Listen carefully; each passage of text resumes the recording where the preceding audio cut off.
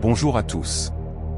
Avant de commencer, n'oubliez pas de liker et de vous abonner à la chaîne, et laisser un commentaire pour nous dire d'où vous venez et à quelle heure vous regardez cette vidéo.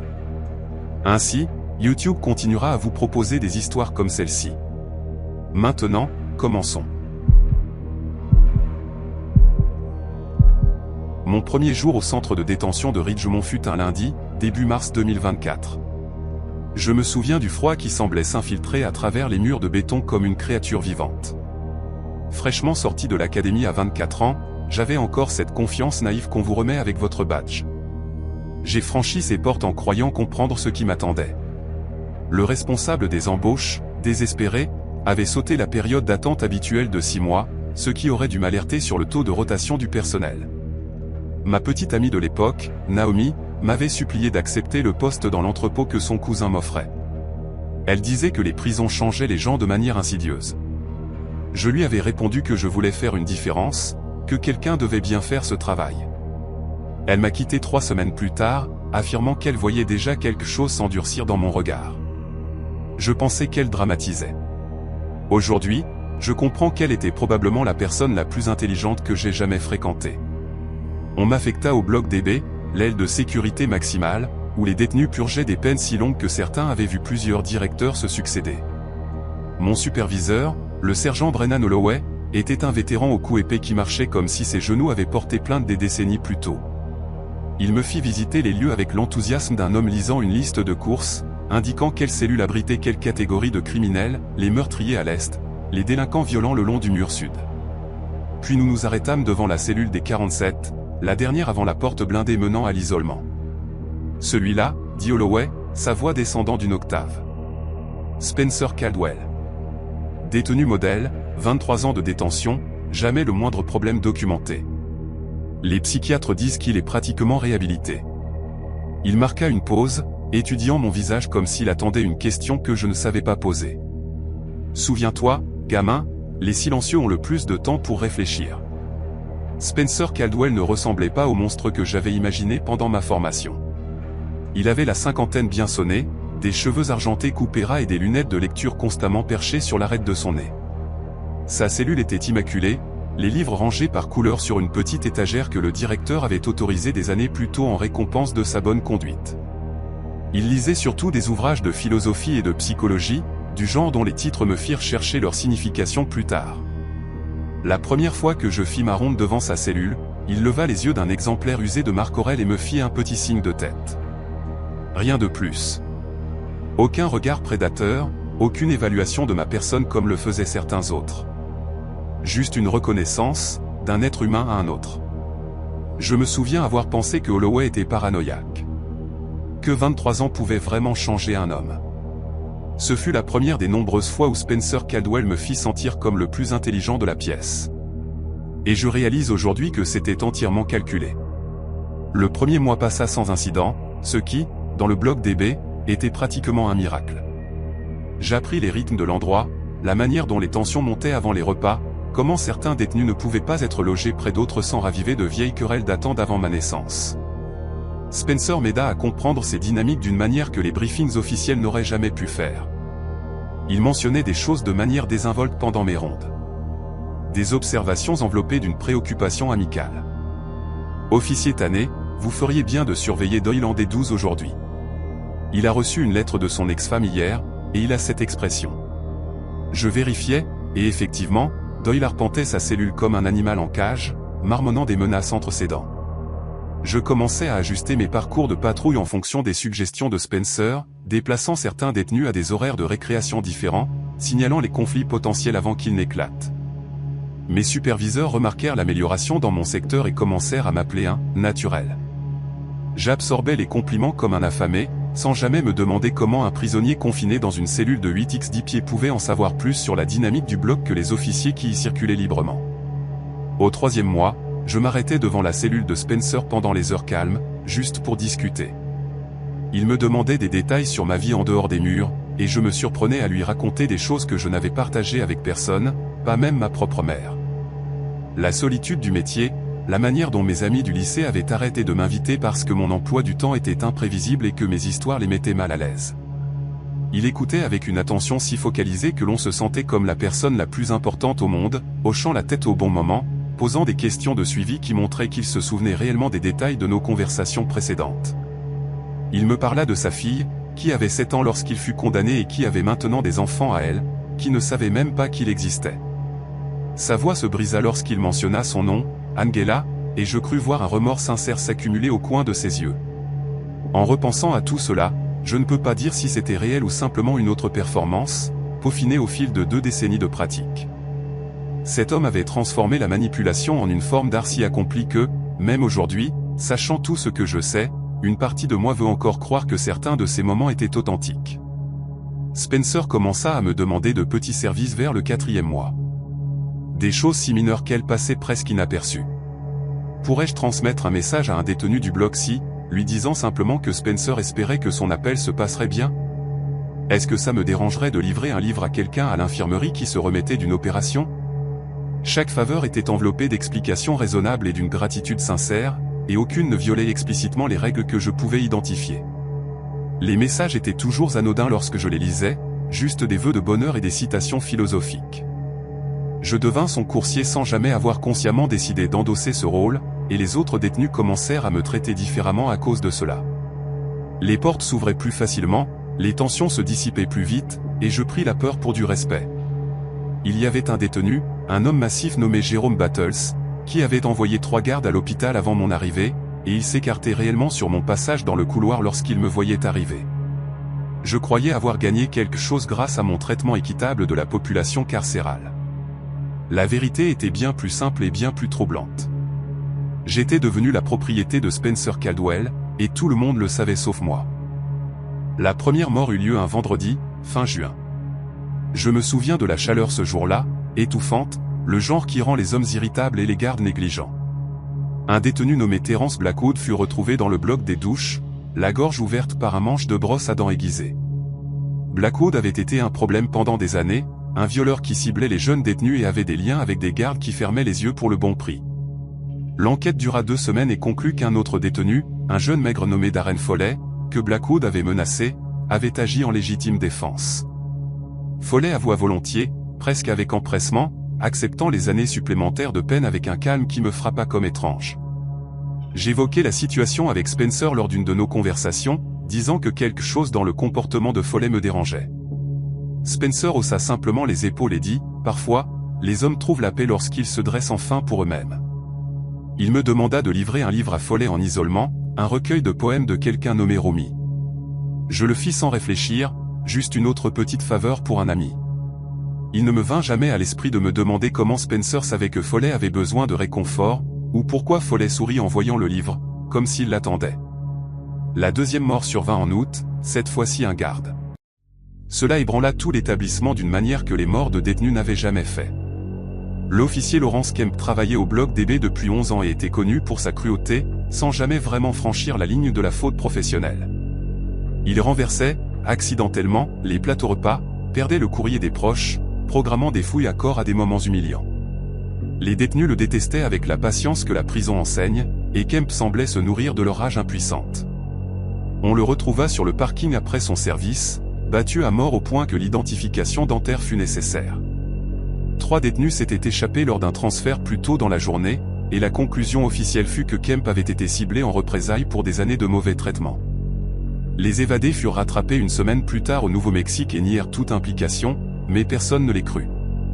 J'assistai à la cérémonie commémorative de Kemp et me sentis coupable de ne pas être plus triste, ce que je mentionnai à Spencer la semaine suivante. Il me dit que la culpabilité n'était que notre conscience nous rappelant de devenir meilleurs que les personnes que nous n'aimons pas. Je trouvais cela profond. Je l'écrivis dans un journal que je tenais à l'époque, un journal qui deviendrait plus tard une preuve. Tout s'effondra un mercredi, début septembre. Le genre de matin d'automne frais qui vous fait oublier que vous travaillez dans un endroit conçu pour contenir la misère humaine. Je faisais ma ronde habituelle lorsque je remarquai quelque chose d'inhabituel en D31.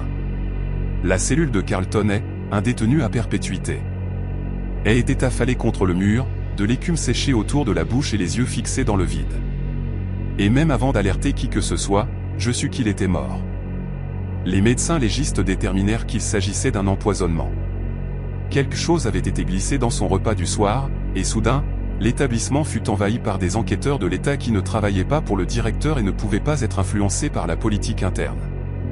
Il s'avéra que et collaborait avec les autorités fédérales sur une affaire de corruption impliquant le trafic de drogue à travers la prison. Il avait des noms, des dates et des documents cachés quelque part à l'extérieur des murs, et il devait témoigner dans 2 semaines. Les enquêteurs commencèrent à examiner les dossiers, à interroger les détenus et à retracer chaque interaction de et durant ces derniers jours. Ils découvrirent que le poison avait transité par 4 mains différentes avant d'atteindre son plateau repas, une chaîne de détenus qui ne s'étaient jamais parlé directement, mais qui avaient tous reçu des messages et des faveurs par divers intermédiaires. Lorsqu'ils cartographièrent le réseau sur un tableau blanc dans la salle de conférence du directeur, chaque ligne remontait finalement à un seul point d'origine, la cellule des 47. Je fus convoqué pour un interrogatoire le 2e jour, et la femme assise en face de moi avait des yeux qui semblaient lire les mensonges que vous prévoyiez avant même que vous ne les prononciez. Elle s'appelait Karen Walsh, agent spécial, et elle étala des photographies sur la surface métallique entre nous comme un croupier distribuant des cartes. Terence Blackwood sous la douche, la gorge béante. Laurence Kemp sur le parking, le visage méconnaissable. Carlton est affalé dans sa cellule, les lèvres bleues. 3 autres que je ne reconnus pas, des incidents d'avant mon temps qui avaient été classés comme accident ou suicide. Elle me demanda des détails sur les messages que j'avais livrés, les livres que j'avais transmis, les petites faveurs qui m'avaient semblé si inoffensives sur le moment. Je répondis à tout, sans rien cacher. Et à chaque réponse, je vis son expression passer de la suspicion à quelque chose de pire, la pitié. Elle me montra des transcriptions d'enregistrements de conversations entre détenus, des discussions sur des dettes et des ordres reçus, et mon nom apparut 17 fois comme le coursier involontaire. Spencer avait dirigé le bloc DB comme un maître de marionnettes pendant plus d'1 décennie, utilisant les gardes et les détenus comme des extensions de sa volonté, éliminant les menaces et consolidant son pouvoir sans jamais élever la voix ni quitter sa cellule. J'avais été son outil préféré pendant près de 6 mois, et je l'avais remercié pour ce privilège. Ils me laissèrent le voir une dernière fois avant le transfert, bien que je ne comprenne toujours pas pourquoi j'avais demandé. Peut-être avais-je besoin de regarder dans ses yeux et de chercher un signe que nos conversations avaient compté, que chaque moment n'avait pas été un calcul. Spencer était assis sur sa couchette lorsque je m'approchai des barreaux, ses lunettes de lecture soigneusement pliées sur ses genoux, et il leva les yeux vers moi avec une expression que je n'avais jamais vue auparavant. Ce n'était ni de la colère, ni de la défaite, ni même de la déception. C'était de l'amusement, la satisfaction tranquille d'un joueur d'échecs revoyant une partie qu'il avait déjà gagnée, quel que soit le dernier coup. « Tu es bon, Tanné » dit-il, sa voix portant cette même chaleur qui m'avait fait lui faire confiance en premier lieu. « Meilleur que la plupart. Tu croyais vraiment aider les gens. » Je lui demandai pourquoi, exigeant de savoir quel était le but de toutes ces morts, et il inclina simplement la tête comme si j'avais posé une question profondément déroutante. « Le contrôle, dit-il simplement. Ici, c'est tout ce qu'il y a. Les hommes qui font du mal aux autres sans conséquence. Les gardes qui abusent de leur pouvoir. Le système qui prétend que la justice existe derrière ces murs. J'ai équilibré la balance à ma manière. » Il sourit alors, et pour la première fois, je vis quelque chose derrière ses yeux que les évaluations psychologiques avaient étrangement manqué pendant 23 ans. Un froid si complet qu'il faisait paraître les murs de béton chaud en comparaison. « Tu devrais me remercier. En réalité, ton secteur avait le taux d'incident le plus bas de l'établissement. J'ai gardé tes gens en sécurité. » Je démissionnai 3 jours plus tard et ne remis jamais les pieds dans un établissement pénitentiaire. L'enquête officielle dura 8 mois et aboutit à 14 inculpations, dont 3 gardes qui travaillaient consciemment avec Spencer depuis des années, acceptant des paiements canalisés par des membres de la famille à l'extérieur. Spencer lui-même fut transféré dans un supermax fédéral du Colorado, le genre d'endroit où les détenus passent 23 heures par jour en isolement et où chaque communication est surveillée jusqu'à la dernière syllabe. L'agent Walsh me dit qu'il y mourrait, que le système qu'il avait construit à Ridgemont ne pouvait pas être reproduit sous ce niveau de surveillance. J'aimerais la croire. Mais certaines nuits, je reste éveillé en pensant à tout ce qu'il m'a appris sur la patience et la réflexion à long terme. À la manière dont un homme avec rien d'autre que du temps peut accomplir des choses qui semblent impossibles. Je travaille maintenant dans la construction, principalement en extérieur, où je peux voir le ciel et où personne ne dépend de moi pour autre chose que porter des planches. Ma thérapeute dit que je fais des progrès, que la culpabilité que je porte n'est pas proportionnelle à ma véritable responsabilité, que j'ai été manipulé par quelqu'un qui avait peaufiné ses techniques sur des décennies. Elle a probablement raison. Mais je me souviens encore de la manière dont Jérôme Battles s'est écarté en me voyant arriver. La peur dans ses yeux que j'ai prise pour du respect. Et je comprends maintenant que cette peur n'était pas pour moi. C'était pour l'homme dont je faisais les courses. L'homme qui pouvait mettre fin à des vies d'un simple murmure. L'homme qui m'avait fait croire que j'étais enfin bon à quelque chose, alors que je n'avais jamais été, dès le premier jour, qu'utile. Avril 2017. Je m'en souviens parce que ma fille venait d'avoir 7 ans la semaine précédente et que je portais encore l'un de ses autocollants d'anniversaire sur mon étui d'ordinateur, une licorne scintillante qu'elle y avait collée avec ses petits doigts. Le journalisme en psychologie criminelle était ma vie depuis près d'une décennie, après avoir obtenu mon diplôme de Northwestern en 2005 et passé des années à me forger une réputation pour des analyses comportementales qui allaient bien au-delà du simple reportage criminel. Ce matin-là, j'étais assise en face d'un homme nommé Simon Duquet, dans une petite salle de conférence du département du shérif du comté de Crestwood, dans l'Ohio rural. Il avait accepté de me parler de son ancien colocataire, un homme actuellement en attente de procès pour le meurtre de 3 femmes dans la région de Toledo. Simon était techniquement un simple témoin, une figure périphérique dans l'enquête. Mais 15 minutes après le début de notre conversation, je réalisais que j'avais affaire à quelque chose de bien plus intéressant et de bien plus dangereux que l'homme assis dans une cellule en centre-ville. Simon avait cette manière d'incliner la tête exactement 2 secondes après que j'avais fini de parler, comme s'il traitait mes mots à travers une sorte de calculateur interne avant de répondre. Ses yeux passaient de ma bouche à mes mains, puis revenaient à mes yeux selon un schéma triangulaire précis qui ne variait jamais. Lorsque j'évoquais les victimes, Bethany, April et Suzanne, il produisit les expressions faciales appropriées, le front plissé, les lèvres légèrement tombantes, un hochement de tête. Mais le timing était faux. Chaque réaction arrivait une fraction de seconde trop tard. Comme un film étranger avec un doublage mal synchronisé. J'avais interviewé des centaines de personnes liées à des crimes violents, des familles en deuil aux témoins réticents, en passant par les auteurs eux-mêmes. Je savais à quoi ressemblait une émotion authentique. Et je savais à quoi ressemblait une performance. Simon Duquet me donnait une leçon magistrale dans ce dernier domaine. Et il n'avait aucune idée que je pouvais voir clair dans son jeu. Ou peut-être que si. Cette pensée me hantrait pendant des mois. Peut-être savait-il exactement ce que je pouvais voir, et il me le montrait quand même. L'entretien dura 2 heures. Je lui posais des questions sur son enfance à Dayton, ses années en tant qu'expert en sinistre, sa relation avec l'accusé. Simon répondit à chaque question avec la même cadence mesurée. Sans jamais se précipiter, sans jamais trébucher. Il me parla de la découverte que son colocataire gardait des coupures de journaux sur les meurtres dans une boîte à chaussures sous son lit. Il décrivit l'appel à la police, le choc qu'il prétendait ressentir, les nuits blanches qui suivirent. Mais voici ce qui attira mon attention, lorsqu'il raconta avoir trouvé ces coupures, ses pupilles ne se dilatèrent pas. Sa respiration resta stable à 14 respirations par minute, le même rythme qu'il maintenait depuis qu'il s'était assis. J'avais étudié les micro-expressions selon la méthodologie de Paul Ekman pendant des années. Je savais que la surprise authentique déclenchait des réponses physiologiques involontaires. Le corps de Simon ne trahissait rien, car il n'y avait rien à trahir. Il savait depuis longtemps que ces coupures étaient là. Peut-être les avait-il placées lui-même. Après l'entretien, je restais assise dans ma voiture de location sur le parking pendant presque 1 heure, revoyant mes notes et l'enregistrement audio. Simon avait dit quelque chose vers la fin qui ne cessait de revenir dans mon esprit. Lorsque je lui demandai comment il se sentait à l'idée de témoigner éventuellement contre son ancien colocataire, il marqua une pause, la première pause authentique de toute la conversation, et dit « Je pense beaucoup aux conséquences, mademoiselle Callahan. Chaque action a une réaction. Chaque choix crée une onde. » Il sourit alors, et ce fut le genre de sourire qui n'atteignit pas ses yeux, ne plissa pas la peau de ses tempes, n'engagea pas du tout le muscle orbiculaire de l'œil. C'était un sourire construit entièrement par le muscle zygomatique majeur, celui qui tire les coins de la bouche vers le haut. En d'autres termes, c'était un sourire faux, porté par quelqu'un qui avait appris à imiter la chaleur humaine sans jamais la ressentir.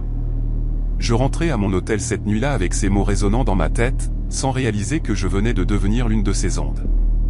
Je publiai l'article 6 semaines plus tard dans The Atlantic Monthly sous le titre « Le témoin qui en savait trop ». Ce n'était pas une accusation. J'y pris soin. Je ne nommais jamais Simon directement, me référant à lui uniquement comme un témoin secondaire dont les schémas comportementaux soulevaient des préoccupations significatives. je détaillais les incohérences des micro-expressions, la qualité répétée de ses réponses émotionnelles, les marqueurs classiques de ce que les psychologues appellent la pauvreté affective. L'article gagna rapidement en traction, partagé à travers les forums de Trocrime et les départements de psychologie. Mon rédacteur en chef le qualifia de meilleur travail que j'ai jamais fait. Des collègues me contactèrent pour me féliciter.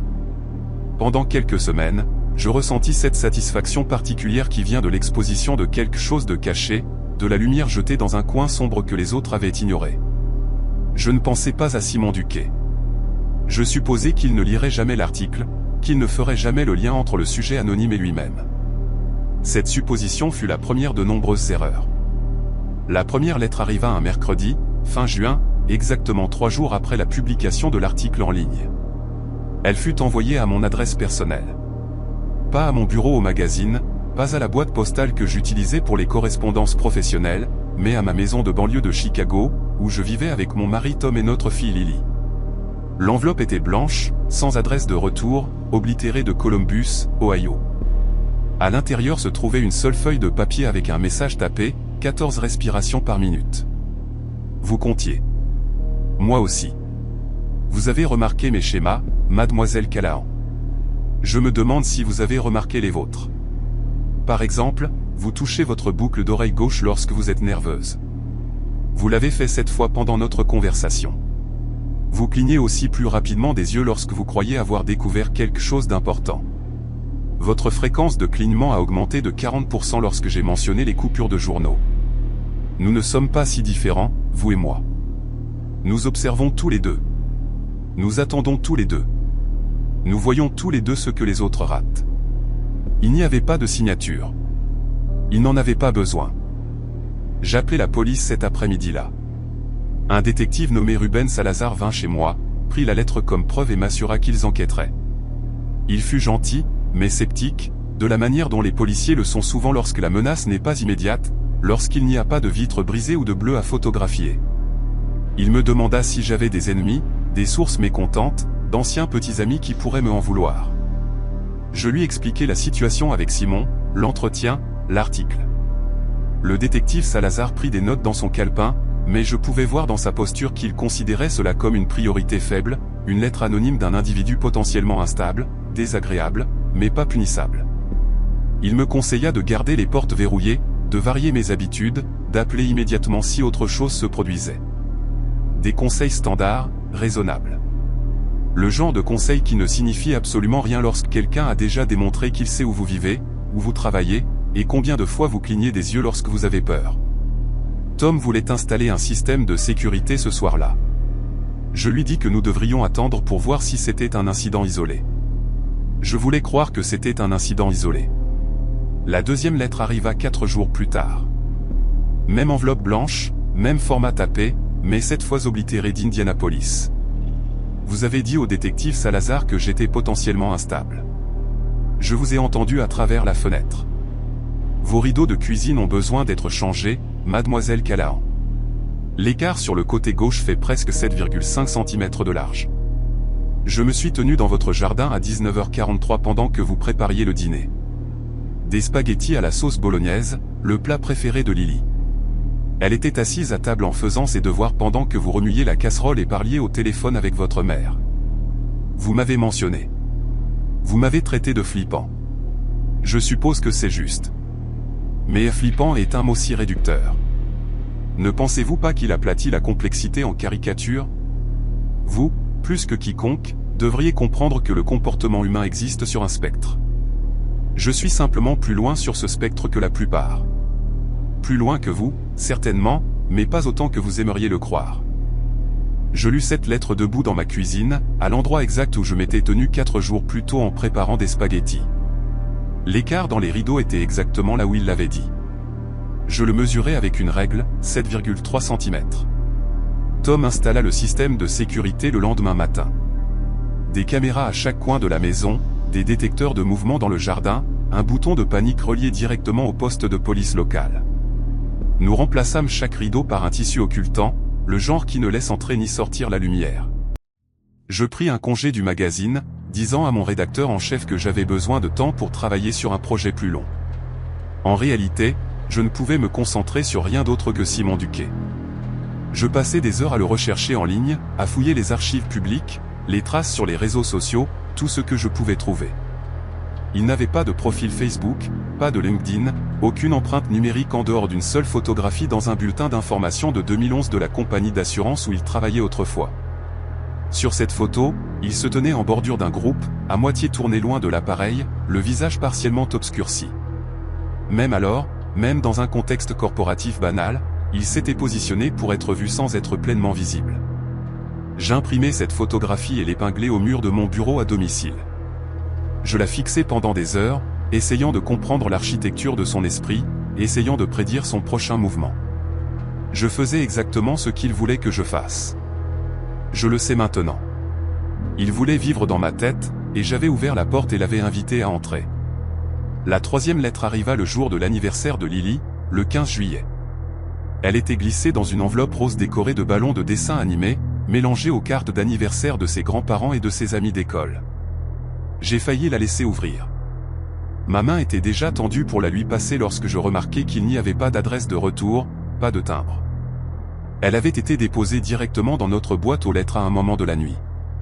À l'intérieur se trouvait une carte d'anniversaire avec une image d'un chaton portant un chapeau de fête. Le message imprimé disait « J'espère que ta journée spéciale sera parfaite ». En dessous, dans la même police que les lettres, Simon avait ajouté sa propre note. 7 ans aujourd'hui. Elle a tes yeux, mademoiselle Callahan. Cette nuance particulière de vert avec des reflets ambrés près de la pupille. Je l'ai remarqué lorsqu'elle jouait dans le jardin avant la semaine dernière. Elle portait une robe jaune avec des marguerites blanches. Son rire ressemble à des carillons. Tu devrais être fier. Tu as créé quelque chose de beau. Moi, je n'ai jamais créé rien de beau, seulement l'inverse. Je me demande parfois ce que cela fait de créer quelque chose au lieu de le détruire. Peut-être pourrais-tu me l'expliquer. Peut-être pourrions-nous en discuter en personne. Bientôt. Je n'ai pas crié. Je n'ai pas pleuré. Je suis allé calmement dans la salle de bain, j'ai fermé la porte et j'ai vomi jusqu'à ce qu'il ne reste plus rien en moi. Nous avons quitté Chicago cet après-midi même. Tom a appelé son frère à Milwaukee et a arrangé pour que nous restions dans son chalet près du lac de Genève, un petit endroit entouré de bois, sans voisins à 1,5 km à la ronde. J'ai fait 3 valises en moins de 20 minutes. Des vêtements, des articles de toilette, le lapin en peluche préféré de Lily, mon ordinateur portable et le dossier contenant toutes les lettres de Simon. Le détective Salazar m'a dit que je surréagissais, qu'il n'y avait toujours pas de preuve de menace imminente, que fuir ne ferait que retarder l'inévitable confrontation. J'ai raccroché au milieu de sa phrase. Le trajet dura 90 minutes, et j'ai passé tout ce temps à surveiller le rétroviseur, à scanner chaque voiture qui apparaissait derrière nous, à mémoriser les plaques d'immatriculation et les silhouettes des conducteurs. Tom gardait une main sur mon genou et l'autre sur le volant, la mâchoire serrée, les jointures pâles. Lily était assise à l'arrière en regardant des dessins animés sur sa tablette, inconsciente du fait que tout son monde venait d'être bouleversé parce qu'un homme qu'elle n'avait jamais rencontré avait décidé de faire de sa mère le centre de son attention. J'avais étudié les prédateurs pendant des années. J'avais écrit sur leur méthode, leur motivation, leur schéma d'escalade. Je savais que la fuite n'était rarement une solution permanente, que les harceleurs déterminés pouvaient traquer leurs cibles à travers les États, les pays, les décennies. Mais je savais aussi que rester dans cette maison, dans cette cuisine avec les rideaux que je ne pouvais plus regarder sans me sentir malade, n'était plus une option. Le chalet aurait dû me sembler sûr. Il était isolé, caché, accessible uniquement par une route de terre qui serpentait à travers une forêt dense de pins. Le frère de Tom ne l'avait pas utilisé depuis des années, et nous n'avions dit à personne où nous allions. Ni à mon rédacteur en chef, ni à ma mère, ni même au détective Salazar. Pendant 3 jours, nous avons vécu dans une sorte d'animation suspendue, jouant à des jeux de société avec Lily, cuisinant des repas simples, faisant semblant que nous étions en vacances familiales spontanées plutôt que de nous cacher d'un homme qui avait mémorisé la couleur des yeux de ma fille. Le 4e matin, je me réveillai à l'aube et descendis au lac pour me vider l'esprit. L'eau était calme, reflétant le ciel orange pâle comme un miroir. Je me tenais sur le quai en bois et respirais profondément, essayant de me convaincre que nous avions échappé à Simon, qu'il ne pouvait pas savoir où nous étions, que le cauchemar était enfin terminé. Puis je baissai les yeux et le vis, une seule feuille de papier blanc glissée sous une pierre au bord du quai. Le message tapé était bref. Le lac est magnifique à l'aube. 14 respirations par minute, mademoiselle Callahan. Vous êtes plus calme ici. C'est bien.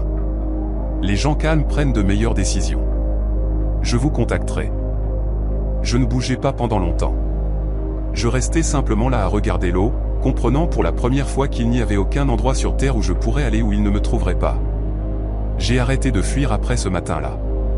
Non pas parce que j'ai abandonné, mais parce que j'ai enfin compris que la fuite faisait partie de son jeu.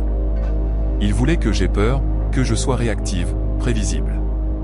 Alors, j'ai fait le contraire. J'ai appelé le détective Salazar et me suis excusé de lui avoir raccroché au nez. J'ai contacté une agente du FBI nommée Claudia Vega, spécialisée dans les affaires de harcèlement, et lui ai fourni chaque lettre, chaque détail, chaque observation que j'avais faite sur les schémas comportementaux de Simon. J'ai engagé un détective privé nommé Marshall Kent, un ancien officier du renseignement militaire qui comprenait la surveillance et la contre-surveillance de manière que la plupart des civils ne comprendraient jamais. Pendant 3 mois, nous avons construit un dossier. Marshall découvrit que Simon m'avait suivi pendant des semaines avant notre premier entretien. C'est lui qui avait demandé la rencontre, pas le département du shérif. Il avait fabriqué le lien avec le tueur accusé, s'insérant dans l'enquête spécifiquement pour obtenir un accès à moi. Il avait lu chaque article que j'avais jamais écrit, assisté à 2 conférences où j'avais parlé, et créé un profil psychologique détaillé de mes habitudes et de mes vulnérabilités. Lorsque le FBI l'arrêta enfin en octobre, ils trouvèrent un box de stockage à Cincinnati contenant plus de 400 photographies de moi, de ma famille, de ma maison, de ma voiture. Ils trouvèrent des carnets remplis de transcriptions de conversations qui l'avaient surprise. Ils trouvèrent des cartes détaillées de chaque endroit que j'avais visité au cours des 2 dernières années. Ils m'avaient étudié de la même manière que j'étudiais les criminels, méthodiquement, patiemment, obsessionnellement. La différence était que moi, j'écrivais des articles. Lui, il planifiait quelque chose d'entièrement différent. Quelque chose que les enquêteurs ne m'ont jamais pleinement révélé, mais que j'ai compris au regard de l'agente Vega lorsqu'elle m'a dit qu'il l'avait arrêté juste à temps. Simon Duquet purge actuellement une peine de 12 ans dans un établissement fédéral en Pennsylvanie pour harcèlement criminel et menaces terroristes. Il sera éligible à la libération conditionnelle en 2026. Je le sais parce que je vérifie le statut de son dossier chaque mois, notant les jours sur un calendrier que je garde caché dans le tiroir de mon bureau. Tom et moi avons vendu la maison de Chicago et déménagé dans un autre état. Je ne dirai pas lequel. Lily a 14 ans maintenant, elle est en première année de lycée, joue au volleyball et veut devenir vétérinaire. Elle ne se souvient pas de grand-chose de cet été-là, et je ne lui ai jamais raconté toute l'histoire. Je travaille toujours comme journaliste, bien que je n'écrive plus sur la psychologie criminelle. Je couvre désormais les politiques éducatives, le financement des écoles et les débats sur les programmes scolaires, des sujets qui me semblent suffisamment éloignés de l'obscurité que je trouvais autrefois si fascinante. Parfois, tard le soir, je me surprends à compter mes propres respirations. 14 par minute lorsque je suis calme, 18 lorsque je suis anxieuse, 22 lorsque je me souviens de la manière dont Simon a incliné la tête et m'a souri à travers cette table de salle de conférence. J'ai passé des années à apprendre à lire dans l'esprit des prédateurs, croyant que cette connaissance me protégerait. Ce que j'ai appris à la place, c'est que comprendre un monstre ne vous rend pas immunisé contre le fait de devenir sa proie. Cela signifie simplement que vous voyez les dents plus clairement avant qu'elles ne se referment sur vous. Tout le monde me répétait que je méritais quelqu'un qui me traiterait bien. Et quand Nathan est entré dans ma vie, j'ai cru que l'univers m'avait enfin entendu. J'avais 26 ans, je travaillais comme assistante juridique dans un cabinet de taille moyenne à Austin, et je me remettais à peine d'une relation qui m'avait laissé incapable de faire confiance à mon propre jugement. Nous nous sommes rencontrés dans un café près de mon appartement un samedi matin d'août 2017. Il était assis seul avec un livre de philosophie. Et quand j'ai accidentellement heurté sa table en me penchant pour attraper des serviettes, il a levé les yeux avec ce sourire chaleureux et patient, et s'est excusé, bien que ce soit entièrement de ma faute. Il m'a proposé d'acheter un café de remplacement, bien que je n'ai pas renversé le mien, et m'a demandé mon nom comme s'il voulait vraiment s'en souvenir. Cette première conversation s'est étirée sur 3 heures sans que ni lui ni moi ne remarquions le temps passé. Nathan m'a demandé des détails sur mon enfance, mes rêves, les choses qui me tenaient éveillé la nuit. Lorsque j'ai mentionné la perte de mon père 2 ans plus tôt, son expression a changé pour quelque chose de si tendre que j'ai failli pleurer là, dans ce café. Il a tendu la main à travers la table et a tenu la mienne, n'a rien dit pendant un moment, m'a simplement laissé me sentir comprise. Je suis rentré chez moi cet après-midi-là en pensant avoir enfin rencontré la personne avec qui je devais être. Nathan m'a dit qu'il travaillait dans le conseil, ce qui expliquait pourquoi il voyageait si souvent, parfois absent pendant une semaine entière. Il m'appelait toujours vers 23h lorsqu'il était absent, et entendre sa voix est devenu ce à quoi je me réjouissais le plus. Ces premiers mois furent comme rien de ce que j'avais connu auparavant. Il se souvenait des plus petits détails que je mentionnais en passant, me surprenait avec mes fleurs préférées en milieu de semaine, et ne m'a jamais fait sentir stupide pour être émotionnelle ou besoigneuse. Quand je pleurais à cause du stress au travail ou du chagrin de la perte de mon père, il me tenait et disait exactement ce dont j'avais besoin d'entendre. Mes amis l'adoraient. Ma mère faisait des allusions sur les petits-enfants. J'ai commencé à imaginer notre mariage, nos futurs enfants, la maison que nous achèterions en banlieue. Il m'a présenté à sa famille par appel vidéo, une mère distante en Floride et un frère silencieux nommé Colby qui parlait à peine. Nathan a dit que sa famille avait toujours été compliquée, qu'ils n'étaient pas proches, et j'ai compris parce que la mienne avait aussi ses propres fractures. 6 mois plus tard, il m'a tendu une clé de son appartement et m'a dit qu'il n'avait jamais ressenti cela pour personne dans toute sa vie. Je me souviens d'avoir tenu cette clé et d'avoir eu l'impression que tout ce qui était brisé en moi commençait enfin à se réparer. La première fissure est apparue vers le 8e mois, si petite que j'ai failli ne pas la remarquer. Nous étions au dîner avec ma collègue Beth et son mari, et j'ai fait une blague sur le fait que Nathan était terrible en cuisine. Tout le monde a ri, y compris lui, mais sur le trajet du retour, il est devenu complètement silencieux. Quand je lui ai demandé ce qui n'allait pas, il n'a rien dit au début, gardant les yeux sur la route. Puis, d'une voix calme et mesurée, il m'a dit que je l'avais humilié devant les gens, que je l'avais fait paraître incompétent, qu'un partenaire devrait vous soutenir au lieu de vous rabaisser en public. J'étais si prise au dépourvu que je me suis excusé immédiatement, même si une partie de moi savait que la blague était inoffensive. Il a accepté mes excuses, a serré ma main, et en arrivant à la maison, il était redevenu normal, préparant du thé et me demandant comment s'était passée ma journée, comme si rien ne s'était produit. Je me suis dit que j'avais été insensible, que je devais être plus attentionné à ses sentiments. Mais quelque chose dans la manière dont il avait prononcé ces mots est resté avec moi. Il n'y avait pas de colère dans sa voix, pas de ton élevé, juste une qualité plate et répétée, comme s'il avait déjà prononcé ce discours et savait exactement comment il serait reçu. Après cette soirée, j'ai commencé à remarquer des schémas auxquels j'avais été aveugle. Nathan était incroyablement attentionné lorsque j'étais heureuse, lorsque tout allait bien, lorsque j'étais reconnaissante et affectueuse envers lui. Mais dès que j'étais contrarié par quelque chose qui ne nous concernait pas, dès que j'avais besoin de soutien qui n'impliquait pas de le complimenter ou de le faire se sentir nécessaire, il devenait distant et impatient. Je me souviens l'avoir appelé une fois après une journée terrible au travail, en pleurs parce qu'un dossier sur lequel j'avais travaillé pendant des mois s'était effondré, et sa réponse fut de me demander si j'avais récupéré son pressing comme je l'avais promis. Quand j'ai dit que j'avais oublié à cause de tout ce qui se passait, il a soupiré et m'a dit qu'il comprenait, mais sa voix avait une pointe, une déception tranquille qui me faisait me sentir coupable d'être contrarié en premier lieu. J'ai commencé à garder mes problèmes pour moi. J'ai arrêté de l'appeler quand j'étais triste. J'ai appris à jouer la comédie de la joie autour de lui, car c'était la seule version de moi qu'il semblait vouloir. Mes amis ont remarqué que j'étais plus silencieuse, que je riais moins.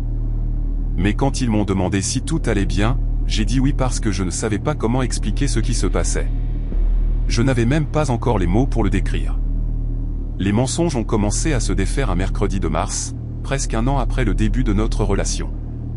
Nathan avait laissé son ordinateur portable ouvert sur le comptoir de la cuisine pendant qu'il prenait sa douche, et je suis passé devant en allant chercher de l'eau. Je n'espionnais pas, du moins pas au début, mais l'écran était là, et une notification de message Facebook d'une certaine Kristen, avec un emoji cœur à côté de son nom, s'affichait. Je suis resté là pendant peut-être 10 secondes, me disant de ne pas regarder, me disant qu'il devait y avoir une explication. Puis j'ai cliqué. La conversation remontait à des mois. Elle l'appelait « bébé », lui demandait quand il reviendrait la voir, mentionnait qu'il lui manquait dans son lit. Il y avait des photos que j'aurais préféré ne jamais voir. Mon corps entier s'est engourdi alors que je faisais défiler les messages, lisant un après l'autre qui prouvaient que l'homme que j'aimais menait une double vie. Quand Nathan est sorti de la douche et m'a vu debout là, il n'a pas paniqué. Il n'a pas crié ni essayé de saisir l'ordinateur. Il m'a simplement regardé avec une expression de profonde tristesse, comme si j'avais fait quelque chose de mal en découvrant la vérité. Il m'a fait asseoir et m'a expliqué que Kristen était une ex qui ne pouvait pas tourner la page, qu'elle était mentalement instable, qu'il avait essayé de mettre fin à leur relation en douceur sans la pousser à bout. Il a pleuré. Il a tenu mon visage dans ses mains et a juré sur la tombe de sa grand-mère que j'étais la seule qu'il aimait. J'avais tellement envie de le croire que j'ai failli y parvenir. Mais quelque chose m'a poussé à creuser plus profondément au cours des semaines suivantes, vérifiant son téléphone pendant qu'il dormait, fouillant dans ses anciens emails qu'il croyait avoir supprimés. Ce que j'ai trouvé était pire que Kristen. Il y avait une autre femme nommée Paige à Dallas qui croyait être sa petite amie.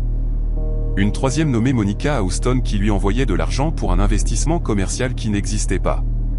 Son travail de consultant s'avéra réel, mais il avait été licencié 8 mois plus tôt, ce qui signifiait que chaque voyage d'affaires avait été un mensonge.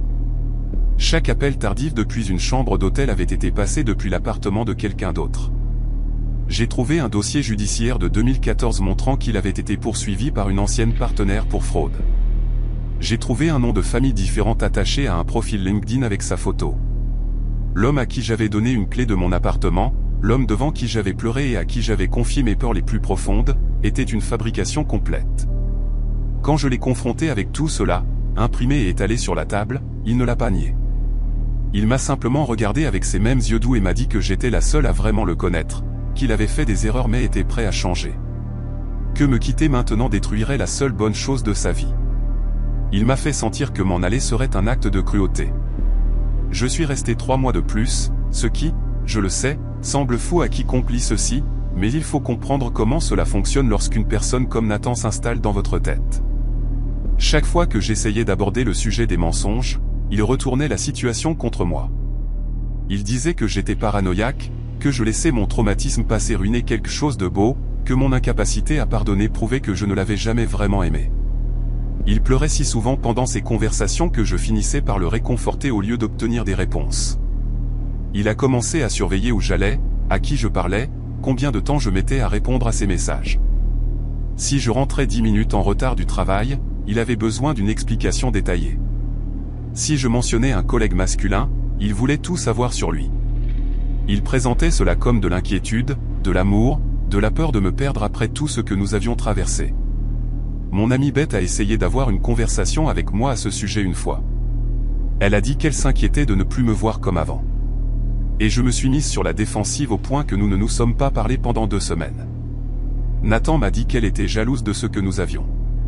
Que de vrais amis soutiendraient notre relation au lieu d'essayer de la détruire. Je l'ai cru parce que le croire était plus facile que d'admettre que j'avais gaspillé 1 an de ma vie avec quelqu'un qui n'existait pas. L'isolement s'est installé si progressivement que je ne l'ai pas remarqué avant qu'il ne soit complet. Ma mère et moi parlions tous les dimanches, mais Nathan semblait toujours avoir besoin de moi pendant ses appels. Il avait toujours une petite urgence qui nécessitait mon attention. J'ai arrêté de contacter mes amis parce qu'expliquer pourquoi je ne pouvais pas me joindre à eux était épuisant. Et la déception de Nathan lorsque je faisais des projets sans lui était insupportable. Il ne m'a jamais dit que je ne pouvais pas voir les gens. Il rendait simplement les choses si inconfortables que les éviter semblait être la solution la plus facile. J'ai perdu du poids parce que j'étais trop anxieuse pour manger. J'ai arrêté de dormir toute la nuit parce que je ne savais jamais quelle version de lui je trouverais au réveil. Certains matins, il était le Nathan dont je suis tombée amoureuse, affectueux et attentionné, me préparant le petit déjeuner et me disant à quel point il avait de la chance. D'autres matins, il était froid et distant, répondant à mes questions par monosyllabes, me faisant sentir comme si j'avais fait quelque chose de mal sans jamais me dire quoi. Je passais des heures à analyser mon propre comportement, essayant de comprendre ce qui déclenchait ce changement, convaincu que si je pouvais simplement être meilleure, plus calme, plus compréhensive, il redeviendrait l'homme que j'avais rencontré dans ce café. C'était le piège. Je continuais à courir après quelqu'un qui n'avait jamais été réel en premier lieu. Le jour où tout a basculé était un dimanche de juin, presque 18 mois après notre première rencontre. J'étais allé bruncher avec Beth, la première fois que je la revoyais depuis des mois. Et j'ai fait l'erreur de ne pas prévenir Nathan à l'avance. Quand je suis rentré, il était assis dans le salon sombre, m'attendant. Il n'a pas crié. C'était le genre de Nathan. Il n'élevait presque jamais la voix. Il m'a simplement demandé où j'étais allé, avec qui j'étais, pourquoi je lui avais menti. Je lui ai dit que je n'avais pas menti, que j'avais simplement oublié de le mentionner. Et il a ri d'une manière silencieuse et creuse qui m'a retourné l'estomac. Il a dit qu'il savait que je voyais quelqu'un d'autre, que Beth me couvrait probablement, qu'il m'avait tout donné, et que c'était ainsi que je le remerciais. J'ai essayé de discuter, d'essayer de lui montrer l'addition du restaurant, mais il n'était pas intéressé par les preuves. Il a attrapé mon téléphone et a commencé à parcourir mes messages, mes photos, mes emails.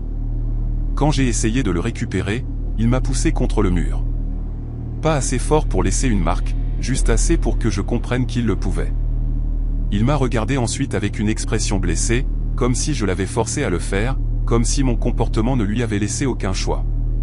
Ce fut le moment où j'ai enfin compris avec qui j'avais affaire. Je n'étais pas dans une relation. J'étais dans une cage, et la porte avait été verrouillée bien plus longtemps que je ne l'avais réalisé. J'ai commencé à planifier ma fuite en secret, ce qui me semblait fou parce que je continuais à me dire que je surréagissais. Les gens normaux n'ont pas à planifier leur évasion de leur petit ami. Les gens normaux ne cachent pas d'argent dans des boîtes de tampons ou ne mémorisent pas l'emplacement du commissariat le plus proche, mais un instinct que je ne comprenais pas entièrement me hurlait de faire attention, de ne pas le laisser savoir que je partais avant d'être déjà parti. J'ai contacté Beth et lui ai tout raconté. Chaque mensonge, chaque manipulation, l'a poussé contre le mur. Elle ne m'a pas jugé. Elle m'a simplement demandé ce dont j'avais besoin et a commencé à m'aider à élaborer un plan. J'allais attendre que Nathan parte pour l'un de ses voyages, faire mes valises avec ce que je pouvais emporter dans ma voiture, et conduire jusqu'à chez ma mère, à 4 heures de route. J'ai changé les mots de passe de mes comptes bancaires, et commencé à faire suivre mon courrier important à l'adresse de Beth, et même cherché comment obtenir une ordonnance restrictive au Texas. Pendant 2 semaines, j'ai joué le rôle de la petite amie parfaite, aimable et affectueuse, ne lui donnant aucune raison de soupçonner quoi que ce soit. Ce fut la performance la plus difficile de ma vie, l'embrassant pour lui dire bonne nuit tout en sachant qu'il m'avait poussé contre un mur sans aucun remords. Mais je me répétais que ce serait bientôt terminé, qu'il me suffisait de tenir un peu plus longtemps. Nathan est parti un mardi matin pour ce qu'il disait être un voyage de 4 jours à Phoenix. Je l'ai regardé faire sa valise, l'ai embrassé pour lui dire au revoir à la porte, lui ai dit que je l'aimais. Dès que sa voiture a tourné au coin de la rue, j'ai commencé à bouger. J'avais des cartons cachés dans le placard derrière les vêtements d'hiver, et je les ai remplis aussi vite que possible, ne prenant que ce qui comptait, des photos de mon père, des documents importants, assez de vêtements pour tenir quelques semaines. J'ai laissé derrière moi les bijoux qu'il m'avait offerts, les meubles que nous avions choisis ensemble, tout ce qui pourrait lui faire croire que je comptais revenir. Beth m'a rejointe à l'appartement et m'a aidé à tout charger dans ma voiture. Tout le processus a pris moins de 2 heures, mais cela m'a semblé des jours. Je m'attendais sans cesse à entendre sa clé dans la serrure. J'imaginais sans cesse ce qu'il ferait s'il rentrait et me trouvait à moitié parti. Quand j'ai finalement quitté ce complexe d'appartements, j'ai pleuré si fort que j'ai dû m'arrêter 2 fois. Non pas parce que je lui manquais, mais parce que j'ai réalisé à quel point j'avais failli disparaître complètement. La personne que j'étais avant Nathan me semblait une étrangère. Quelqu'un que j'avais abandonné sans même m'en rendre compte. J'ai laissé ma clé sur le comptoir de la cuisine à côté d'un mot qui disait simplement 2 mots, c'est fini. Pas d'explication, pas d'excuse, rien qu'il puisse utiliser contre moi plus tard. Le trajet jusqu'à chez ma mère a été les 4 heures les plus longues de ma vie, et pendant des semaines par la suite, j'ai continué à attendre que l'autre chaussure tombe. Nathan a appelé 47 fois au cours des 3 premiers jours. Il a laissé des messages vocaux qui passaient par toutes les émotions, suppliant et pleurant, puis froid et menaçant, puis doux à nouveau, promettant qu'il changerait si je lui donnais une dernière chance. J'ai bloqué son numéro et il en a créé de nouveaux. J'ai bloqué cela aussi. Il a envoyé des emails à mon adresse professionnelle, a contacté mes amis sur les réseaux sociaux, a même envoyé des fleurs à la maison de ma mère avec une carte disant qu'il m'aimerait toujours.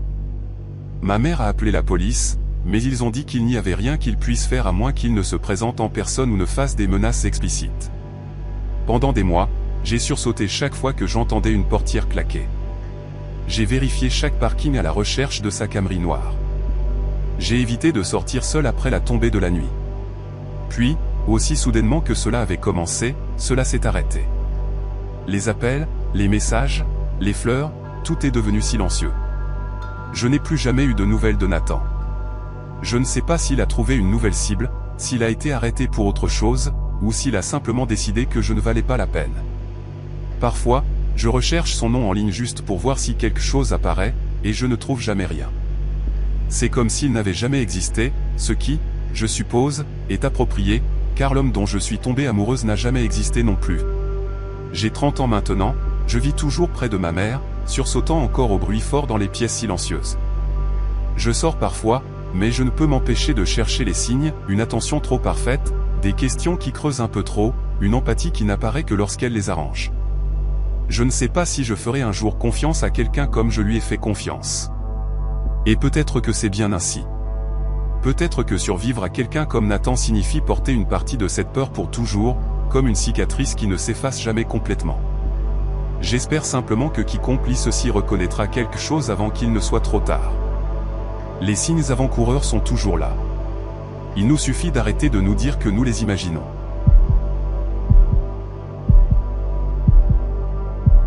Les voisins ne venaient jamais me voir, et je préférais cela. Ma maison se trouvait au bout de Bear Woodland, dans une banlieue tranquille à l'extérieur de Cleveland, Ohio, où la plupart des gens gardaient leur pelouse bien tondue et leurs conversations courtes. J'avais obtenu mon diplôme de Lakewood High en 2007, ce qui signifiait que j'avais passé près de 2 décennies à regarder les gens autour de moi construire des familles, des carrières, des connexions que je n'avais jamais vraiment su comment établir. Ma mère était décédée quand j'avais 11 ans. Mon père s'était bu jusqu'à la tombe 6 ans plus tard. Et mon frère aîné, Case, avait fait une overdose dans les toilettes d'une station-service quelque part dans le Michigan avant que j'atteigne mes 25 ans. Ainsi, lorsque ce mercredi matin particulier d'octobre 2024 arriva, je vivais seul dans la maison de mon enfance depuis presque une décennie, travaillant à distance comme employé de saisie de données, commandant mes courses en ligne, et parlant à d'autres êtres humains peut-être 1 ou 2 fois par mois. Le silence de cette maison était devenu mon monde entier, et je m'étais convaincu que c'était exactement ce dont j'avais besoin. Ce matin-là commença comme tous les autres, avec mon réveil vers 6 heures au son du chauffage qui s'allumait et du grincement familier des vieux tuyaux traversant les murs. Je fis du café dans la même tasse ébréchée que j'utilisais depuis l'université, parcourus mes emails de travail sur mon ordinateur portable à la table de la cuisine, et écoutai le vent faire trembler l'écran desserré du porche arrière. Le ciel dehors était de ce gris plat que l'Ohio prend en fin d'automne, le genre qui donne à toute une sensation sourde et lourde. Je me souviens avoir pensé que la maison semblait plus froide que d'habitude, même avec le chauffage en marche. Il y avait un courant d'air venant de quelque part que je ne pouvais pas identifier. Et quand je traversais le salon, je remarquai que la porte de la cave était légèrement entr'ouverte. Je gardais toujours cette porte fermée. Mon père disait que la cave contenait de mauvais souvenirs. Et même après toutes ces années, je n'aimais pas y descendre. Je poussai la porte pour la fermer, entendis le loquet cliquer, et me dis que le vieux cadre avait dû se déformer à nouveau avec le changement de température. C'était une explication simple, le genre de choses qui arrivent tout le temps dans les vieilles maisons. Vers 9 heures, je redescendis pour me resservir du café et trouver la porte de la cave grande ouverte. Pas seulement entr'ouverte cette fois, mais complètement ouverte, l'obscurité au-delà déversant dans le couloir comme quelque chose de vivant. Je restai là à la fixer un long moment, ma tasse à moitié levée vers mes lèvres, essayant de comprendre ce que je voyais. Le loquet était vieux, mais il fonctionnait bien. Je l'avais entendu cliquer en place quelques heures plus tôt. Il n'y avait pas de vent à l'intérieur de la maison assez fort pour pousser une porte ouverte. Aucune raison logique pour qu'elle ait bougé toute seule. Je posai mon café sur le comptoir et m'approchai de l'embrasure de la porte, assez près pour sentir l'air froid montant d'en bas. La cave sentait comme d'habitude, comme du béton humide et des vieilles boîtes en carton, et quelque chose de faiblement chimique que je n'avais jamais pu identifier. J'atteignis l'interrupteur sur le mur, l'actionnai, et regardai la seule ampoule nue au bas de l'escalier s'allumer en clignotant. Rien ne bougeait là-bas. Aucun son ne s'élevait. Mais je ne pouvais pas me débarrasser de l'impression que quelque chose venait de se tenir au bas de ces marches, attendant dans le noir. Je ne descendis pas vérifier. Au lieu de cela, je refermai la porte, verrouillai le verrou cette fois, et retournai travailler à ma table de cuisine. Mes mains étaient stables, mais mon esprit ne l'était pas. Je continuais à jeter des regards vers le couloir, à écouter le son de ce loquet s'ouvrant. À imaginer des pas sur le sol en béton sous mes pieds. Le problème avec le fait de vivre seul pendant si longtemps, c'est que vous développez une relation avec le silence. Vous apprenez ses textures, ses rythmes, la différence entre le calme d'une maison vide et le calme d'une maison qui retient son souffle. Ce matin-là, le silence avait changé. Il avait du poids, une épaisseur qui pressait contre mes tympans et rendait les sons normaux de la maison étouffés et lointains. J'essayais de me concentrer sur mes feuilles de calcul, sur les colonnes interminables de chiffres qui payaient mes factures et remplissaient mes heures. Mais je continuais à faire des erreurs, à transposer des chiffres, à sauter des lignes, à perdre ma place dans les données. À midi, j'avais presque rien accompli, et ma nuque était raide à cause de la tension que je ne réalisais même pas porter. Je décidai de préparer le déjeuner juste pour me donner quelque chose de normal à faire. J'étais debout devant la cuisinière en réchauffant une boîte de soupe lorsque j'entendis une voix venir du salon. Elle était faible, à peine au-dessus d'un murmure, mais je l'entendis clairement assez pour distinguer les mots. Quelqu'un avait prononcé mon nom. Pas mon nom complet, mais le surnom que ma mère m'appelait quand j'étais enfant. Celui que personne d'autre au monde n'avait jamais utilisé. Tommy Bird. Elle m'appelait comme ça parce que je me réveillais tôt et m'asseyais près de la fenêtre à regarder les moineaux dans le jardin. Et elle disait que je gazouillais comme eux quand j'étais excité par quelque chose. Je n'avais pas entendu ce nom prononcé à voix haute depuis plus de 20 ans. J'éteignis le brûleur et restai parfaitement immobile. La boîte de soupe oubliée, j'écoutais si fort que mes oreilles commencèrent à siffler. La maison était de nouveau silencieuse. Pas de pas, pas de respiration, pas de froissement de mouvement, juste ce calme lourd et attentif qui s'était installé sur tout depuis le matin. Je me dis que je l'avais imaginé. Je me dis que l'isolement me montait à la tête, que j'avais besoin de sortir, de parler à un autre être humain, de faire quelque chose pour briser la routine de mes journées.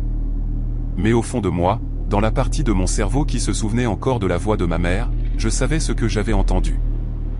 Je l'ai trouvé dans l'ancienne chambre de ma mère. J'avais gardé cette pièce fermée depuis sa mort, la porte verrouillée, tout à l'intérieur exactement comme elle l'avait laissé. Ses lunettes de lecture sur la table de nuit, ses pantoufles au pied du lit, la photo encadrée de Case et moi enfant, prise à Cedar Point l'été avant que tout ne commence à s'effondrer. Je n'y entrais jamais, n'ouvrais jamais cette porte parce que le faire signifierait accepter qu'elle était vraiment partie. Mais cet après-midi-là, j'ai marché dans le couloir et j'ai vu la porte grande ouverte, la lumière de la fenêtre se déversant dans le couloir, et il y avait un homme assis sur son lit. Il portait l'ancienne chemise à carreaux de mon père, la rouge et noire avec la poche déchirée que j'avais jetée des années plus tôt. Il me tournait le dos, et ses épaules étaient voûtées de cette manière familière dont mon père s'asseyait lorsqu'il buvait, recroquevillé sur lui-même comme s'il essayait de disparaître. Je suis resté sur le seuil, incapable de bouger, incapable de parler, regardant l'étranger qui était somehow entré dans ma maison et s'était vêtu des vêtements de mon père mort. Quand il s'est retourné pour me regarder, son visage était faux. Les traits étaient proches, assez pour que ma poitrine se serre, mais les yeux étaient trop écartés, et le nez était tordu d'une manière que celui de mon père n'avait jamais été. Il m'a souri avec la bouche de mon père et a dit mon nom avec la voix de mon père, et quelque chose en moi s'est brisé net en deux. Je ne me souviens pas être allé au garage. Je ne me souviens pas avoir pris le pied de biche que je gardais près de la boîte à outils, le lourd en fer avec l'extrémité courbée que mon père utilisait pour ouvrir les fenêtres coincées. Ce dont je me souviens, c'est d'être debout au-dessus de l'homme sur le lit de ma mère. Le pied de biche glissant dans ma prise, son visage ne souriant plus.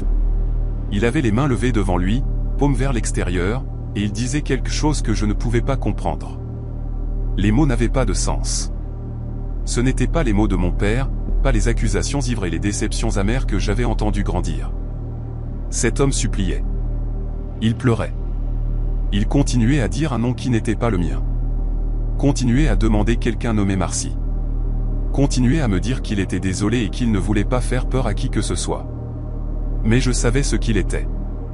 Je savais qu'il était entré dans ma maison en portant le visage de mon père mort, essayant de me tromper, essayant de briser l'ordre soigneux que j'avais construit pour survivre.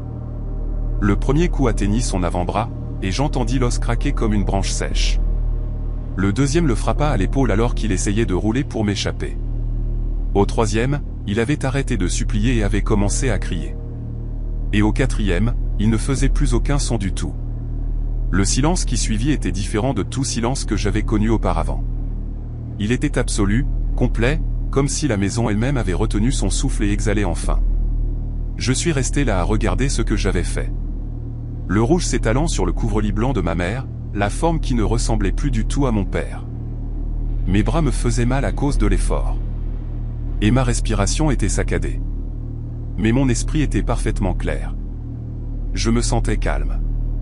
Je me sentais en contrôle. L'intrus était mort et ma maison était de nouveau en sécurité. Et tout ce que je devais faire maintenant était de nettoyer le désordre avant que quelqu'un ne découvre ce qui s'était passé.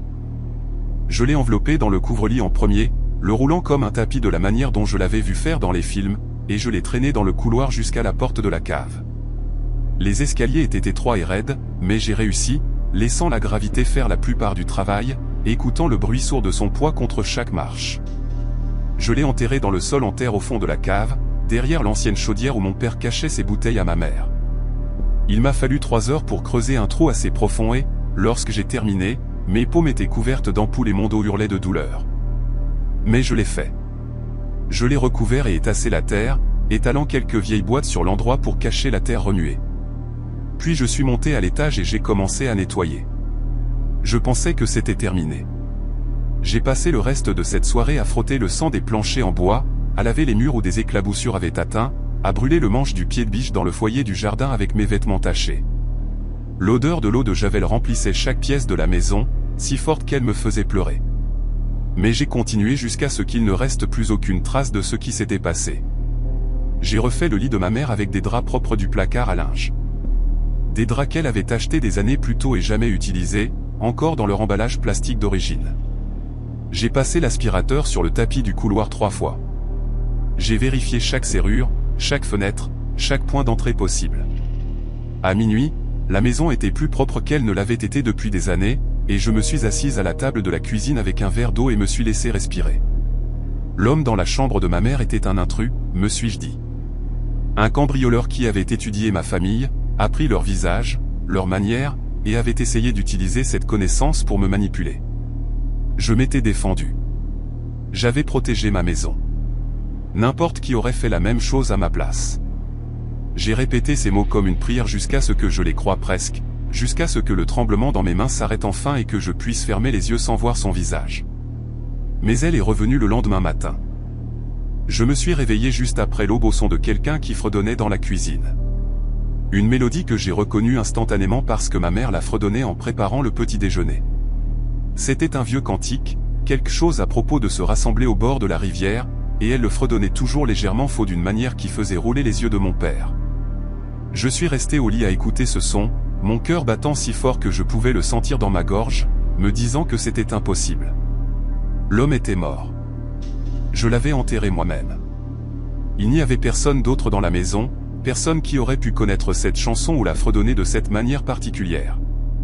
Mais quand j'ai finalement rassemblé le courage de descendre les escaliers, j'ai trouvé une femme debout devant la cuisinière, dos tourné vers moi. Elle portait l'ancienne robe de chambre bleue de ma mère, celle avec les coudes usés et la tache de café sur la manche. Ses cheveux étaient gris et fins, relevés en un chignon lâche comme ma mère portait les siens. Elle s'est retournée quand elle m'a entendu sur les escaliers, et son visage était presque juste. Presque. La forme de la mâchoire était trop étroite, et les rides tombaient selon des motifs légèrement différents, mais les yeux étaient du même bleu pâle dont je me souvenais de mon enfance. Elle m'a souri et m'a demandé si je voulais des œufs pour le petit déjeuner, et sa voix était si proche de celle de ma mère que j'ai dû m'agripper à la rampe pour ne pas tomber. Cette fois, je n'ai pas hésité. Je suis passé devant elle jusqu'au tiroir de la cuisine, où je gardais un couteau utilitaire. Celui avec la lame rétractable que j'utilisais pour ouvrir les colis. Elle m'a regardé avec ce visage presque familier, toujours souriante, tenant toujours une spatule dans une main comme si elle appartenait à cet endroit. Elle m'a demandé ce qui n'allait pas, m'a appelé Tommy Bird à nouveau, a dit que j'avais l'air pâle et que peut-être je devrais m'asseoir et manger quelque chose. Le son de ce nom dans sa bouche a fait se transformer quelque chose dans ma poitrine en glace. Je lui ai dit d'arrêter. Je lui ai dit que je savais ce qu'elle était, qu'elle et l'homme de la veille faisaient partie d'un jeu malsain, d'une conspiration pour me rendre fou en portant les visages de ma famille décédée. Elle avait l'air confuse, vraiment confuse, et elle a posé la spatule et a fait un pas vers moi avec les mains levées comme si elle approchait un animal effrayé. Elle a dit qu'elle s'appelait Barbara. Elle a dit qu'elle vivait à 2 rues de là et qu'elle avait vu ma porte ouverte et pensé que peut-être j'avais besoin d'aide.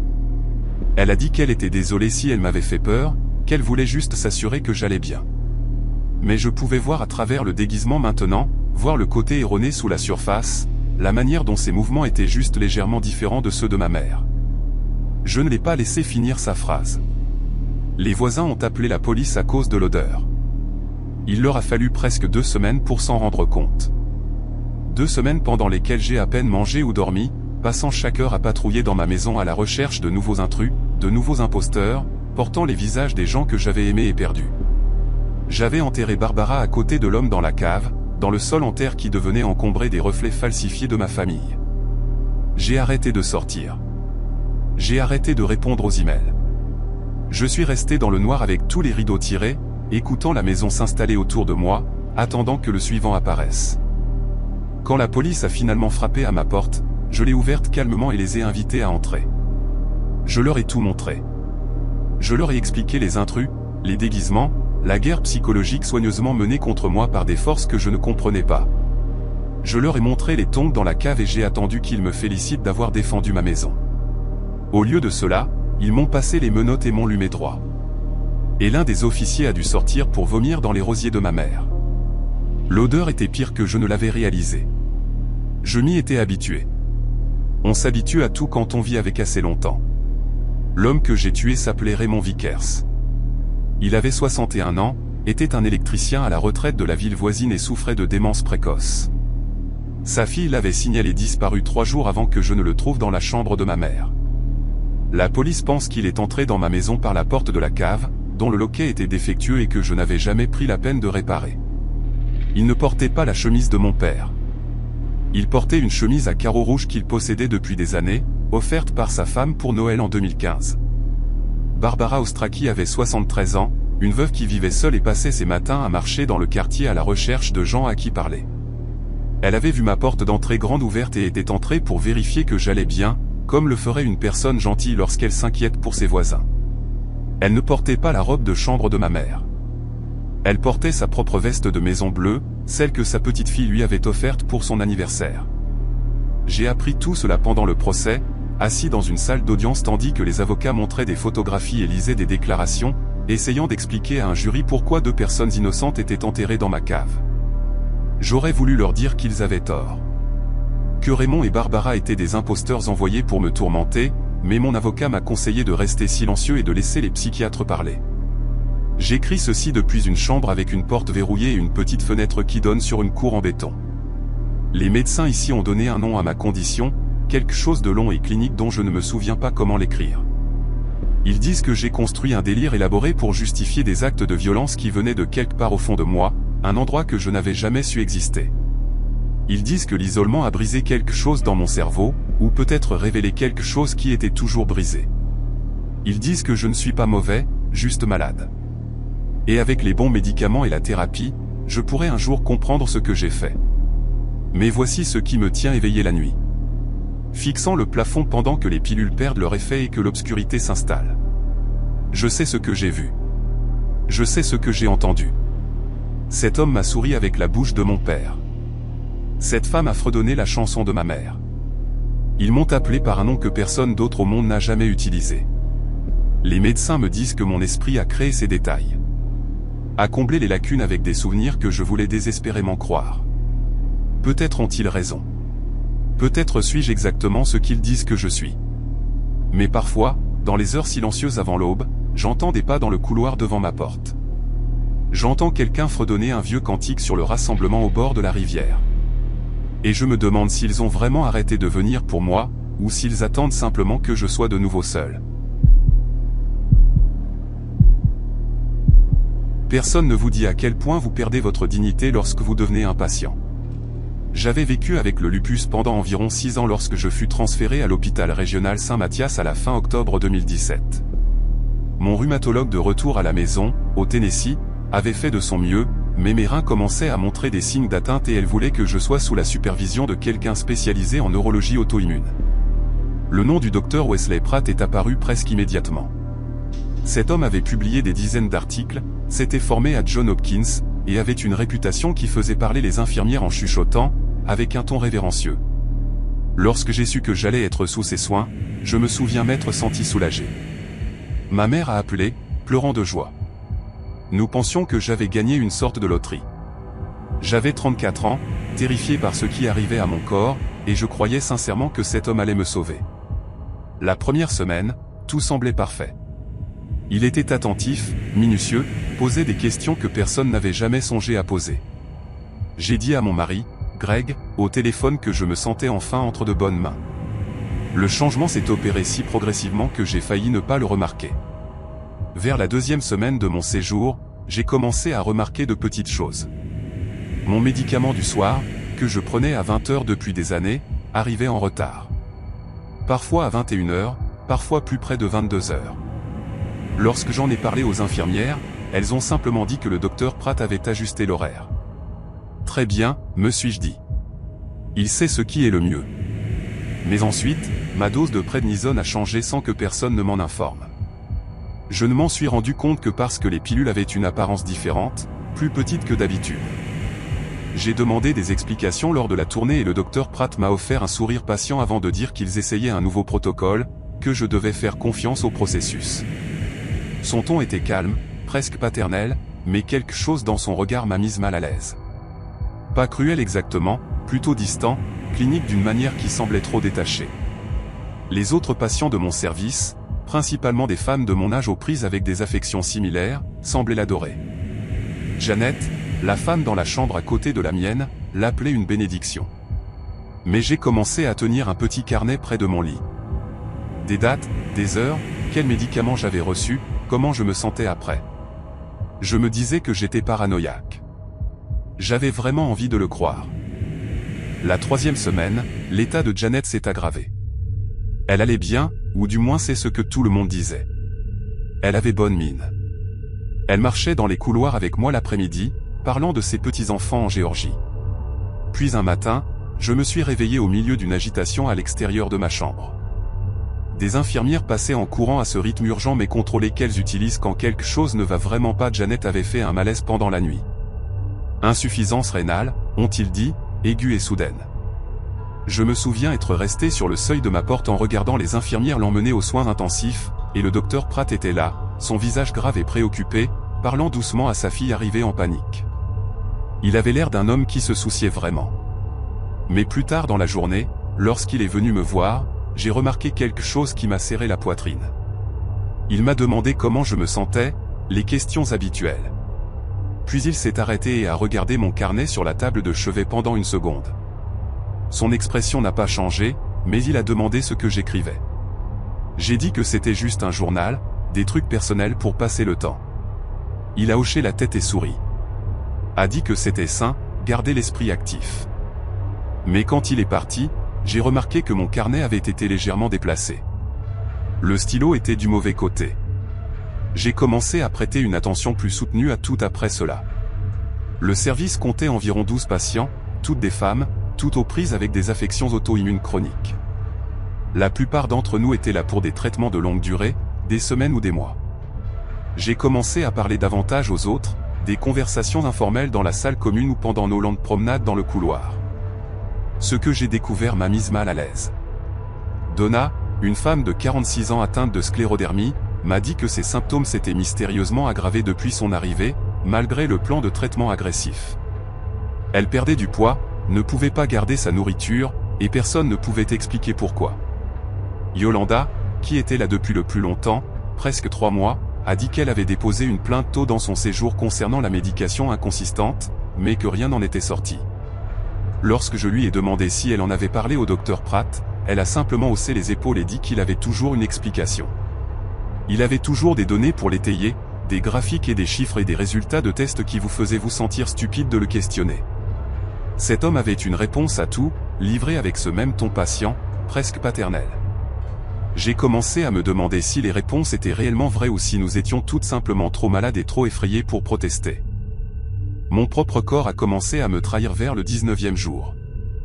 Je me suis réveillé avec des douleurs articulaires si sévères que je pouvais à peine bouger mes doigts. Ce n'était pas normal pour moi, même pendant mes pires poussées à la maison. Mon visage était bouffi, mes chevilles enflées, et quand j'ai uriné, il y avait une teinte sombre qui m'a effrayé. J'ai appuyé sur le bouton d'appel et attendu. Et attendu. Il a fallu presque 40 minutes pour que quelqu'un vienne. Une jeune infirmière nommée Brooke, qui avait l'air sincèrement désolée.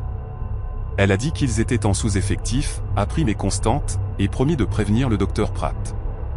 Il est arrivé 2 heures plus tard, sans se presser, un bloc-notes à la main.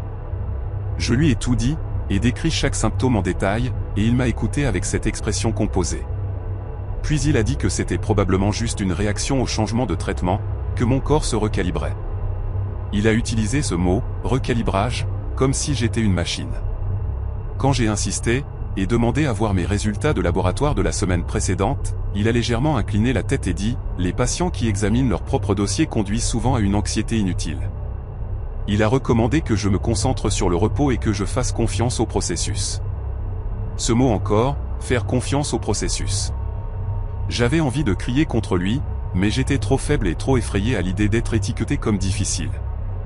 Dans les hôpitaux, être difficile peut vous faire ignorer ou congédier, et je savais que je ne pouvais pas me le permettre. Cette nuit-là, je n'ai pas pu dormir. Je continuais à penser à Janet aux soins intensifs, à Donna qui perdait du poids qu'elle ne pouvait pas se permettre de perdre, à Yolanda déposant des plaintes qui n'aboutissaient nulle part. Vers 2 heures du matin, je me suis levé et me suis rendu au poste des infirmières. Le service était silencieux, ce calme étrange des hôpitaux où les machines bourdonnent et les lumières fluorescentes bourdonnent et tout semble suspendu. Il n'y avait qu'une seule infirmière de service, une femme plus âgée que je n'avais jamais vue auparavant, et elle était occupée avec des papiers. Je lui ai dit que j'avais besoin d'utiliser les toilettes au bout du couloir, ce qui était techniquement vrai, mais en revenant, je me suis arrêté devant la petite salle des dossiers près du poste. La porte était entr'ouverte. Je ne sais pas ce qui m'a poussé à le faire. Peut-être le désespoir, ou peut-être juste le sentiment que quelque chose n'allait pas profondément, et que j'avais besoin d'une preuve. Je me suis glissé à l'intérieur et ai trouvé les classeurs organisés par numéro de chambre.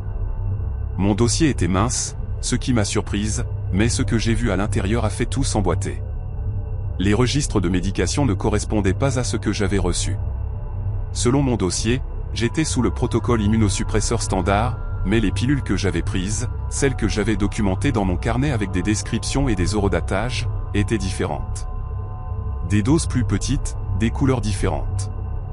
Quelqu'un avait altéré mon traitement tandis que les dossiers officiels montraient que tout était normal. Je suis resté là dans cette salle des dossiers faiblement éclairés, le cœur battant si fort que j'étais sûr que quelqu'un l'entendrait. Mon premier instinct fut de prendre le dossier comme preuve, mais je savais que cela serait remarqué immédiatement. Au lieu de cela, j'ai sorti mon téléphone et pris des photos de chaque page. Puis, parce que je ne pouvais pas m'en empêcher, j'ai regardé le dossier de Janet. Le sien était plus épais, des mois de documentation. Et en le feuilletant, j'ai vu un schéma qui m'a rendu malade. Ces immunosuppresseurs avaient été réduits 3 fois au cours des 8 dernières semaines, chaque fois avec une note signée par le docteur Pratt citant des préoccupations concernant la tolérance du patient. Mais Janet ne s'était jamais plainte d'effets secondaires. Elle m'avait dit elle-même qu'elle se sentait bien avec sa médication, que cela fonctionnait enfin après des années de lutte. J'ai vérifié le dossier de Donna ensuite, puis celui de Yolanda. Le même schéma. Réduction de dosage, changement de médication, toujours avec des justifications cliniques qui semblaient raisonnables sur le papier, mais ne correspondaient pas à ce que les patientes elles-mêmes rapportaient. J'ai pris des photos de tout ce que j'ai pu, mes doigts maladroits et tremblants de peur et d'adrénaline. J'ai dû être là pendant 15 minutes lorsque j'ai entendu des pas dans le couloir. Lent, délibéré. Je me suis pressé contre le mur derrière la porte, retenant mon souffle. Les pas se sont arrêtés juste à l'extérieur. Je pouvais voir une ombre à travers la fente de la porte. Quelqu'un se tenait là, sans bouger. Les secondes passaient, qui semblaient des heures. Puis l'ombre s'est déplacée, et j'ai entendu une porte s'ouvrir et se fermer plus loin dans le couloir. J'ai attendu 5 minutes de plus avant de me glisser dehors et de retourner dans ma chambre. Je n'ai pas dormi du tout cette nuit-là. Je suis resté là à fixer le plafond, passant en revue les photos sur mon téléphone encore et encore, essayant de comprendre ce que j'avais découvert. Le lendemain matin, lors de la tournée, le docteur Pratt est venu me voir comme d'habitude. Il m'a demandé comment j'avais dormi, a vérifié mes constantes, a pris des notes sur sa tablette, tout était normal, tout était routinier. Mais juste avant de partir, il s'est arrêté à la porte et s'est retourné vers moi. Il a dit qu'il avait remarqué que j'étais resté debout tard, que l'infirmière de nuit avait mentionné m'avoir vu dans le couloir. Sa voix était décontractée, presque amicale, mais ses yeux ont tenu les miens un peu trop longtemps. Il a dit que je devrais faire attention, que traîner la nuit n'était pas bon pour ma récupération. Puis il a souri, m'a souhaité une bonne journée, et est parti. J'ai compris le message parfaitement. Il savait, peut-être pas exactement ce que j'avais vu, mais il savait que je cherchais. Et ce sourire calme et professionnel, était un avertissement. J'ai appelé Greg cet après-midi-là et lui ai tout raconté. Il voulait conduire immédiatement jusqu'ici et me sortir de là. Mais je l'ai supplié d'attendre. Si je partais contre l'avis médical, mon assurance ne couvrirait pas le traitement dont j'avais désespérément besoin, et nous étions déjà noyés sous les dettes médicales. À la place, je lui ai demandé de contacter un défenseur des patients et peut-être un avocat, quelqu'un qui pourrait examiner les photos que j'avais prises et nous dire quoi faire. Il a accepté, mais j'ai pu entendre la peur dans sa voix, l'impuissance d'être à 3 heures de route alors que sa femme était piégée dans un endroit qui était censé la soigner. Après avoir raccroché, j'ai essayé d'agir normalement. Je suis allé dans la salle commune, j'ai parlé à Donna du mariage de sa fille, j'ai souri aux infirmières, j'ai mangé mon déjeuner hospitalier insipide, mais j'ai remarqué des choses que j'avais manquées auparavant. La manière dont certaines infirmières évitaient le contact visuel avec le docteur Pratt. La manière dont l'une des jeunes résidentes, une femme nommée Shaw, semblait toujours tendue pendant les tournées. Sa mâchoire serrée, ses réponses brèves. J'ai essayé de l'aborder plus tard dans la journée, je l'ai interceptée seule près des distributeurs automatiques. Je lui ai demandé si je pouvais lui parler en privé de mes soins. Elle m'a regardé avec une sorte de panique dans les yeux et a dit que je devais diriger toutes mes questions vers le docteur Pratt. Puis elle s'est éloignée si vite qu'elle a presque couru. Cela m'a appris plus que n'importe quel dossier ne l'aurait fait. Le personnel savait. Peut-être pas tous. Peut-être pas les détails, mais assez d'entre eux savaient que quelque chose n'allait pas et ils étaient trop effrayés ou trop complices pour parler. Les représailles ont commencé le lendemain matin. Une infirmière que je n'avais jamais vue auparavant est entrée à 6 heures pour me prélever du sang. Elle a dit que c'était pour des tests supplémentaires ordonnés par le docteur Pratt. Elle a pris 4 tubes, ce qui semblait excessif, mais que pouvais-je dire?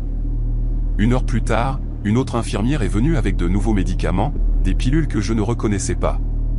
Quand j'ai demandé ce que c'était, elle a vérifié son dossier et a dit que c'était un nouvel anti-inflammatoire que le docteur Pratt avait ajouté à mon régime. J'ai fait semblant de les prendre, les ai glissés sous ma langue, et les ai recrachés dès qu'elle est partie.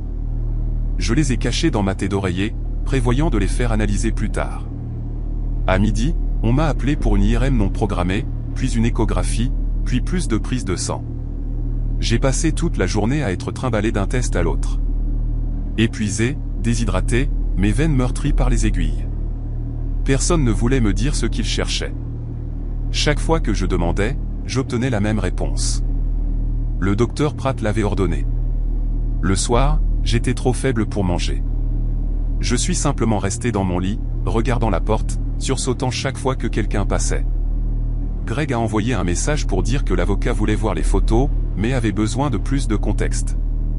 J'ai commencé à taper tout ce que je savais, chaque suspicion, chaque morceau de preuve, mais ma vision se brouillait et mes doigts ne coopéraient pas. Quelque chose n'allait pas chez moi, pire qu'avant. Et je savais que ce n'était pas mon lupus. C'était lui. Il me faisait quelque chose et je ne pouvais pas le prouver assez vite. Ce qui m'a sauvé, c'est que Greg a ignoré mes conseils. Il a conduit cette nuit-là sans me prévenir, est entré dans l'hôpital vers 22 heures et a exigé de me voir. Quand j'ai entendu sa voix dans le couloir en train de discuter avec une infirmière, j'ai commencé à pleurer. Il m'a trouvé dans ma chambre avec l'air de la mort. Ses mots, pas les miens, et il a perdu son sang-froid. Il a commencé à prendre des photos de mes bras meurtris, des plateaux repas intacts, de mon visage enflé. Il a appelé la ligne d'urgence de l'administrateur de l'hôpital et a menacé de contacter le conseil médical de l'État, les nouvelles locales, quiconque écouterait. En moins d'1 heure, il y avait des gens dans ma chambre que je n'avais jamais vus auparavant. Un administrateur, un autre médecin, quelqu'un des relations avec les patients. Le docteur Pratt était notablement absent. Ils ont effectué de nouveaux tests, de vrais tests cette fois, et ont découvert que mes niveaux de potassium étaient dangereusement bas, que j'étais sévèrement déshydraté, que ma fonction rénale avait considérablement décliné depuis mon admission. Le nouveau médecin, une femme nommée Schultz, qui avait l'air horrifiée en examinant mon dossier, a ordonné des liquides intraveineux et a ajusté mes médicaments immédiatement. Elle continuait à demander qui avait autorisé certains tests, certains médicaments, et personne ne pouvait lui donner de réponse claire. J'ai été transféré dans un autre hôpital 2 jours plus tard et je n'ai jamais remis les pieds à Saint-Mathias. Voici la partie qui me tient encore éveillé. Rien n'est arrivé au docteur Wesley Pratt. Mon avocat a envoyé les photos et la documentation au conseil médical et une enquête a soi-disant été ouverte, mais des mois ont passé sans mise à jour. Quand j'ai finalement obtenu une réponse, elle disait que l'enquête n'avait pas trouvé de preuves suffisantes de mauvaise conduite. Les dossiers officiels, ceux qu'ils contrôlaient, montraient que mes soins avaient été appropriés et conformes au protocole standard. Ma parole contre la sienne, mon petit carnet contre ces décennies de recherche publiées et de réputation impeccable. Janet est morte 6 semaines après mon départ. Insuffisance rénale indiquée comme cause. Donna a été libérée et est décédée à la maison 3 mois plus tard. Complication de sa maladie. Yolanda, je n'ai plus jamais eu de ses nouvelles. J'ai cherché le docteur Pratt l'année dernière, juste pour voir. Il exerce toujours, publie toujours des articles, reçoit toujours des récompenses. Sa photo sur le site de l'hôpital le montre souriant. Ce même sourire calme et patient, entouré de témoignages reconnaissants de patients qui lui attribuent le mérite de leur avoir sauvé la vie. Et peut-être en a-t-il sauvé certains. Peut-être est-ce ce qui le rend si terrifiant. Il a le choix. Il s'assoit dans cette blouse blanche derrière ce bloc-notes et décide qui va mieux et qui ne va pas. Je ne peux pas expliquer pourquoi il nous a ciblés. Ce qui le retirait de nous voir nous détériorer sous ses soins. Le contrôle, peut-être? La curiosité? Le frisson de tenir la vie dans ses mains et de serrer juste pour voir ce qui se passe. Je ne sais pas. Tout ce que je sais, c'est que je m'en suis sorti parce que mon mari a fait du bruit, parce qu'il a refusé d'être poli à ce sujet. Et je pense à tous les patients qui n'ont pas quelqu'un comme lui, qui sont seuls et effrayés et font confiance au processus comme on le leur dit. J'y pense plus que je ne le devrais.